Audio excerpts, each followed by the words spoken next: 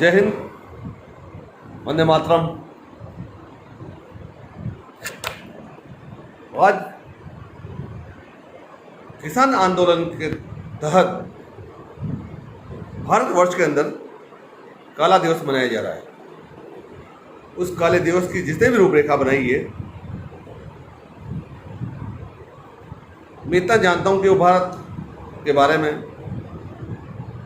हिंदुस्तान के हित के बारे में वो नहीं सोच सकता, नहीं कुछ कह सकता है। आज जिस तरह से काला दिवस मनाते हुए युवा साथियों ने,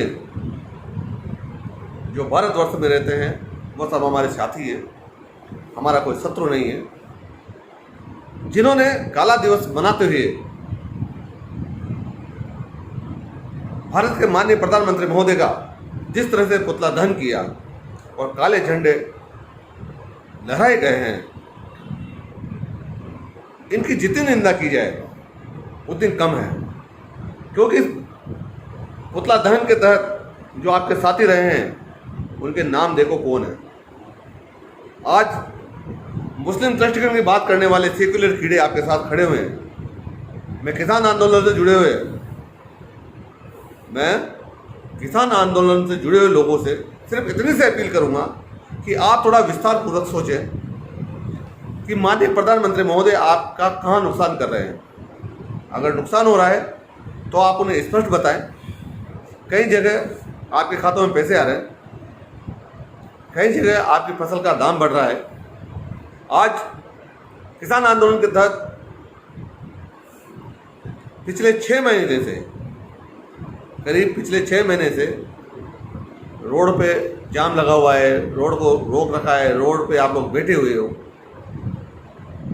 अगर ये आपके विरोध में होता तो मुझे पूर्ण विश्वास है कि भारत सरकार इस बिल को वापस ले लेती। मगर इसके अंदर कहीं ना कहीं तथाकथित देशद्रोही लोग, ऐसे लोग जो देश का विभाजन चाहते हैं, ऐसे लोग जो देश के टुकड़े करना चाहते हैं, इन लोगों का इसमें कहीं ना कहीं हाथ है। इसी वजह से ये आंदोलन अभी तक चल रहा है। माननीय प्रधानमंत्री महोदय द्वारा आप पर अभी तक किसी प्रकार की सख्ती नहीं की गई। आप लोग माननीय प्रधानमंत्री के लिए मरने की दुआ कर रहे हो, उनमें अपशब्द कर रहे हो, उनमें गालियां दे रहे हो, उनके पुतले दहन कर रहे हो। यहाँ तक कि आपने इतना बड़ा दुस्साहस किया कि लाल किले पर भी भारतीय ध्वज को हटाने का प्रयास किया। उसके पश्चात भी आपकी सभी गलतियों को माफ़ कर दिया गया। इसलिए माफ़ कर दिया गया क्योंकि आप भारतीय हो, आप हिंदुस्तानी हो, आपने इस मातृभूमि में जन्म लिया है। बंधुओं, जिस तरह से हम पथभ्रष्ट होकर के, पथभ्रमित होकर के हमारे देश का, हमारे धर्म का, हमारी संस्कृति का नुकसान कर रहे हैं, हमारे माननीय प्रधानमंत्री महोदय जो इस देश को एकता और अखंडता के डोर में पिरोना चाह रहे हैं, उनका विरोध कर रहे हैं। कहीं ना कहीं हम हमारी आने वाली पीढ़ियों का, हम हमारी आने वाली संतानों का, हम हमारे आने वाले भविष्य का कहीं न कहीं राख कर रहे हैं। हम हमारे भविष्य को, हमारे बच्चे को, भविष्य को ऐसा लगता है कि हम मुस्लिम तुष्टीकरण की ओर दौड़ा रहे हैं। आज पहले हम कहते हैं कि संपूर्ण भारत हमारा है। मैं आपसे कहता हूं कि संपूर्ण भारत हमारा नहीं रहा। भारत के 29 राज्यों में से 9 राज्यों में हिंदू समाज अल्पसंख्यक हो चुका है। हिंदुओं के लिए मात्र 20 राज्य बचे हैं, जहां पर भी सेक्युलर कीड़े और धर्म विरोधी लोग जातिगत दल की टीम में बटे हुए हैं।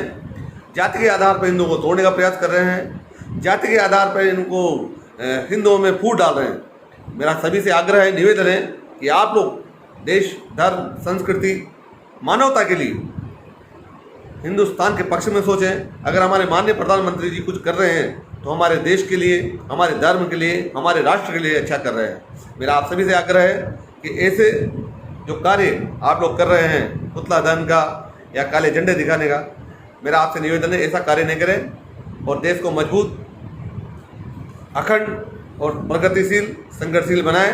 जय हिंद, जय श्री राम। मैं लाखन सिंह नायक आप सभी का फिर हार्दिक अभिनंदन करता हूँ। जय हिंद।